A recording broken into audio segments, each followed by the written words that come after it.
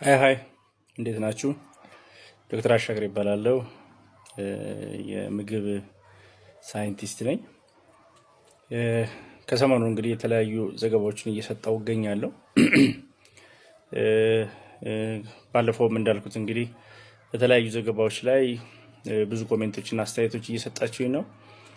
በቀጣይ ምን ላይ ሰራ ወይም ሀሳባችሁ ምን ላይ ያሳስባችኋል በሚለው ጥያቄ መሰረት እስካሁን ብዙ ጥያቄዎች ደርሰውኛል።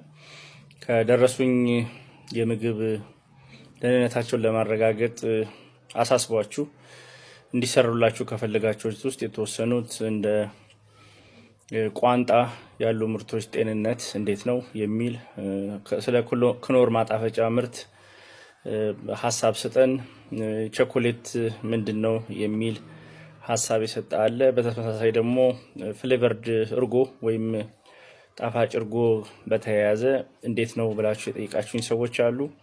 ከተለያዩ ሌሎች ምርቶች ጋር ተያይዞ ጥያቄዎች እያቀረባችሁ ነው። በቻልኩት አቅም መልስና ሀሳብ ለመስጠት እፈልጋለሁ። ስለዚህ ዛሬ መነሻ ያረኩት እንኳን ያው ባህላዊ ምግባችን ስለሆነ ስለ ቋንጣ ደህንነትና ጥራት ስትጠቀሙ መውሰድ ያለባችሁን ጥንቃቄ ለመንገር ነው። ያው እንደምታውቁት የኔ የባህላዊ ምግቦቻችን ጋር ምንም ችግር የለብኝም፣ ግን ባህላዊ ነገሮቻችን በሳይንስ ደግፈን ማስተካከልና እኔም የመጣሁት ይህን ፕሮግራም በብዛት መሰራው ባህላዊ ምግቦቻችንና በልምድ የለመድካቸውን የምግብ አበላሎች ዘዴዎች መቀየር አለብን፣ በሳይንስ መደገፍ አለብን ብዬ ነው ማስበውና ከሳይንስ አንጻር ብቻ ነው ማወራው። ከባህል ከእምነት ከምን ጋር የተገናኘ አይደለም። ሰዎች በልምድ የተለያየ ነገር ሊጠቀሙ ይችላሉ፣ ግን እንደዚህ አይነት ምግቦችን እንዴት እናስተካክላቸው የሚል ነው። እንደምታውቁት እንግዲህ ስጋ እንደዚህ ጾም ፍቺ በሚኖርበት ጊዜ ወይም ብዙ ስጋ ገዝተን በምንጠቀምበት ጊዜ ስጋውን ለረጅም ጊዜ አንዱ የምናስቆይበት ጊዜ ፍሪጅ ነው።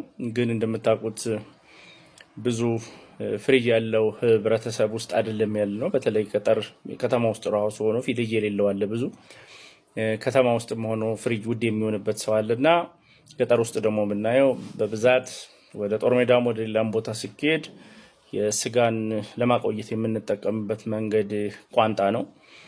ስለዚህ በልምዳችን ወይም የያዝነው መንገድ በብዛት ከሚፈለገው በላይ ምግብ እንደምንበላ ከሚያደርገን ምክንያት ውስጥ አንዱ የምግብ የማቆያ ዘዴዎቻችንን ስለማንጠቀምባቸው ናቸው። ስለዚህ ሳይንሳዊ የሆኑ ባህላዊ የሚሆኑ ሳይንስን የተደገፉ የምግብን የሚያቆያ መንገዶች ብንጠቀም ብዙ ወደ መብላት አንጋለጥም። አሁን በሬ አርደን ስጋው ፍሪጅ ውስጥም ከሚበላሽ ከሚሸት ከሚበሰብስ ብለን ከሚገባው በላይ ብዙ ስጋና ምግብ እንወስዳለን። ይሄን ግን ለረጅም ጊዜ በሚቆይ መልኩ ብናስቀምጣቸው ኖሮ ለዚህ አንጋለጥም። ከነዚህ መንገድ ውስጥ እንግዲህ ፍሪጅ ማስቀመጥ አንዱ መንገድ ነው። ግን ፍሪጅ ውስጥ እንደምታውቁት ስጋ በብዛት ሲቀመጥ ወይ ቀዝቃዛ በረዶ ውስጥና ኤሌክትሪክ መብራት ሲበራ ሲጠፋ በውስጡ ያለው ጣዕምና ስጋ እና ውሃ ወደ ደረቅነት ወይም ወደ ፍሪጅ ክሪስታልነት ወደ በረዶነት እየተጋገረ የስጋውን የማለዘዝና ጣዕሙንም አውጥቶ በደም መልኩ እያረገ እያጠበ ወደ መጨረሻ አካባቢ እንደውም ስጋ ሳይሆን ጨርቅ እያለን እንሄዳልና ጣዕሙም እየጠፋ ይሄዳልና ፍሪጅ በረዶ ቤት ውስጥ በትክክል ከተቀመጠና የመክተት የማውጣት ሂደቱ በጣም ጥሩ ከሆነ ጣዕሙን እንደጠበቀ መቆየት ይችላል። ግን ይሄ ብዙ ጊዜ ልናቆየው አንችልም። ስለዚህ ከፍሪጅ ጋርም ተያይዞ የማየው ብዙ አደጋዎች፣ የምግብ ደህንነቶች ችግሮች አሉ። ፍሪጅ ማወቅ ያለባችሁ ስጋ ውስጥ ያሉትን ባክቴሪያዎች አይገላቸውም፣ እንዳያድጉ መከልከል ብቻ ነው። ያው እንደማንኛችንም እንግዲህ ምግብ ሳይንስም እኔ እዚህ ሳስረዳ ሰው ሟች ነው። ግን አንዱ የምናረቀው የተለያዩ ጥንቃቄያቸውን የጠበቀ ምግቦች፣ ጤነኛ ምግቦች በመመደብ እድሜውን ለማራዘም ነው። ስለዚህ ልክ እንደዛ ስጋንም ስናስቀምጠው ባክቴሪያዎቹ በቂ ሙቀት አግኝተው እያደጉበት የተለያዩ ሽታዎችን ሃይድሮጅን ሰልፋይድ፣ ሽንት አሞኒያ የሚመስል ሽንት ቤት ስንሄድ አይነት የፕሮቲን ሽታ ስጋችን ውስጥ እንዳይመጣና ሽታው በጣም ያስጠላል። ስለዚህ እሱ ጣዕም ላይም ችግር ስለሚያመጣብን በፍሪጅ ውስጥ እናስቀምጣለን። ግን በፍሪጅ ውስጥ መጠንቀቅ ያለባችሁ ባክቴሪያ ሰዎች የሚሞት ይመስላቸዋል፣ አይሞትም። እንደ ሊስቴሪያ በጣም ብዙ ያሉ ባክቴሪያዎች ተደብቀው በቂ ጊዜ ሲያገኙ ደግሞ በጊዜ ሂደት አድገው በጥሬ ከለመለላቸው ሊያሳመውን ይችላሉና ይህን ጥንቃቄ ማድረግ አለባችሁ ነው። ቀጥሎ መመጣው እንግዲህ ወደ ቋንጣ ነው። አሁንም ቋንጣን ስመጣ ባህላዊ አዘገጃጀቱ እንደምታውቁት ያለ ጥሬ ስጋ አለ። ያንን ስጋ በመዘልዘል እናስቀምጥና ከዛ በኋላ በጨው በሚጥሚጣ በተለያዩ ቅመሞች አርገን አሽተን ቅመሙን በመጠቀም ስጋውን በተፈጥሯዊ መንገድ እንግዲህ ቤት ላይ በገመድ አስጥተን ነው የምንጠቀመውና የነዚህ ሂደት ምንድነው ችግር የሚያመጣው ካላችሁ መጀመሪያውኑ ስጋው ጤንነቱ የተጠበቀ ካልሆነ ለምሳሌ ከብቱ ትል ያለበት ወይም እንደ ኮሶ ሌላ የተለያዩ ትሎች ካሉበትና ይሄ ስጋ ካለ ቋንጣ በቅመምን ብናሸው እነዚህ ትሎች ላይ ጠፉ ይችላሉና እንደምታውቁት አንዳንድ ሰው ጋር ቋንጣ ተሰቅሎ ወይም በበቂ ሁኔታ ሳይደርቅ ቀርቶ ትል ሲያተላ ይታወቃልና አንዱ መጠንቀቅ ያለባችሁ ከዚህ ጋር ተያይዞ ነው። እነዚህ ትሎች እንግዲህ አንዳንድ ሰው እያራገፈ የሚበላ እንዳለ አውቃለሁ፣ ግን ተገቢ ናቸው ብዬ አላሰብና ይሄ የሚመጣው ከስጋው ጤንነት ጋር ተያይዞ ኦልሬዲ ከብቱ ሕክምና ያላገኘ ትል ያለበት ከሆነ ለእንደዚህ አይነት ትል መፈጠር ከስጋው ሊመጣ ይችላል ነው። በተመሳሳይ መልኩ ከባክቴሪያ ጋር ተያይዘው እንደነ ሳሎሜላ ይሄ ታይፈስ ታይፎይድ የምንለው ነገር ደግሞ እነዚህ አይነት ባክቴሪያዎች አይነት በሙቀት ካልገደልናቸው በስተቀር እዛው ስጋው ላይ በመቅረት ወደ ቀንጣው ሊተላለፉ ይችላሉ። ስለዚህ የኛ ሂደት ላይ ያለው ችግር ብዬ ማስበው ስጋውን በጥሬው ነው ምናበስለው ምንቀላቅለው ማለት ነው፣ ቋንጣ ምንቀላቅለው። ስለዚህ ቅመም ስንጨምርበት ያንን ጥሬ ስጋውን ነው ያልበሰለውንና ሙቀት ያላገኘውን ነው የሚሆነው። ይሄንን ደግሞ ወስደን የምናደርገው ቤት ውስጥ በሚገኝ ሙቀት ነው። ኦቨን የሚጠቀሙ ሰዎች ካሉ ጥሩ አድርጋችኋል። ቴምፕሬቸሩን 70 ዲግሪ ሴንቲግሬድ አድርጋችሁ ማሞቅ ከቻላችሁና በትክክል 70 ዲግሪ ሴንቲግሬዱን አድርቃችሁ ከተጠቀማችሁ ቅድም ያልኳችሁ ሳሎሜላ ምናምን በ70 ዲግሪ ሴንቲግሬድ ውስጥ ፓስቸራይዝድ ስለሚሆን ይጠፋሉ።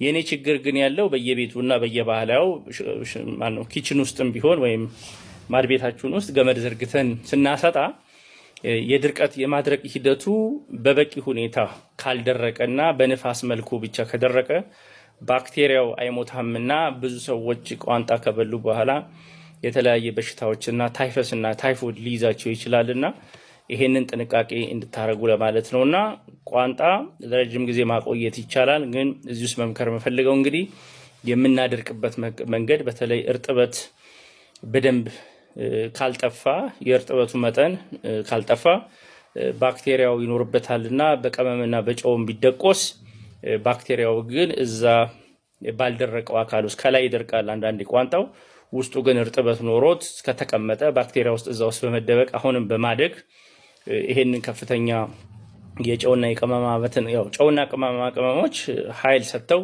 ባክቴሪያውን ምንድነው እርጥበት በማሳጣት ውሃ በመከልከል እንዳያድግ ሊያደርጉት ይችላሉ። ግን በረጅም ጊዜ እያቆየ ነው ስንሄድ እነዚህም ጊዜ አግኝተው አድገው ልክ ፍሪጅ ውስጥ እንደተከሰተው በቋንጣ ውስጥም እነዚህ ባክቴሪያዎች ሊገኙ ይችላሉ ነው።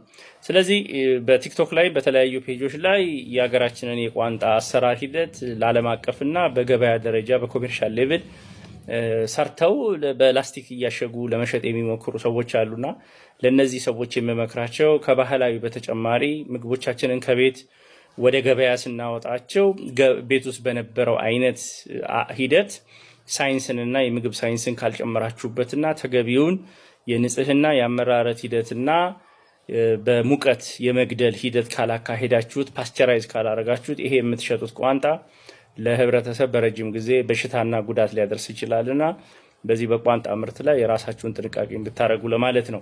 ከዚህ ጋር ተያይዘው በፈረንጆች ጀርኪ የሚባል ተመሳሳይ አይነት እንደዚሁ ተቀምሞ የሚሸጥ በየሱፐርማርኬቱ ታገኛላችሁ።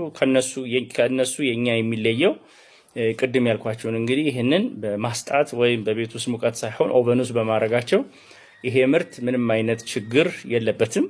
በተጨማሪ ነገር ግን የምግብ ስርዓት ዘርግተው ስለሚጠቀሙ እንደ ሀስፕ ያሉ የምግብን ደህንነትን ሊያረጋግጡ የሚችሉ ስርዓቶችን ዘርግተው ስለሚሰሩ የቁጥጥር ይሄ ሀስፕ የምንለው የምግብ ደህንነትን ለማረጋገጥ የሙቀት መጠኑን በትክክል መስራቱን የእርጥበት መጠኑን በተለያዩ መሳሪያዎች በመለካት በበቂ ሁኔታ መድረቁን ማረጋገጥ ይቻላልና በእኛ በባህላዊ መንገድ ያለው ቋንጣ ግን አንድ የቴምፕሬቸር በአየር ላይ ያለውን ሙቀት የመለኪያ መሳሪያዎችም የሉንም። 70 ይድረስ አይድረስ አናውቀውም።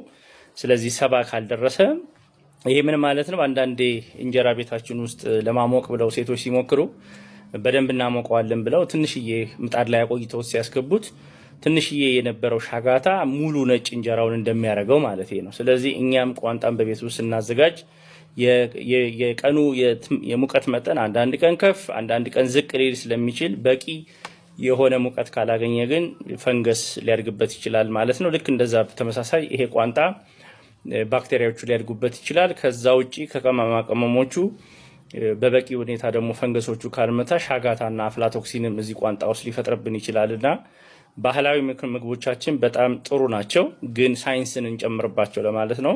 ስለዚህ ከዓለም አቀፍ ትምህርቶችን በመማር ይሄን ባህላዊ የሆነውን ቋንጣችንን ዓለም አቀፋዊ ለማድረግ የምግብ ሳይንስንና ሳይንስን ተከትላችሁ ተገቢ የሆነ የአመራረት ሂደት መከተል ያስፈልጋል።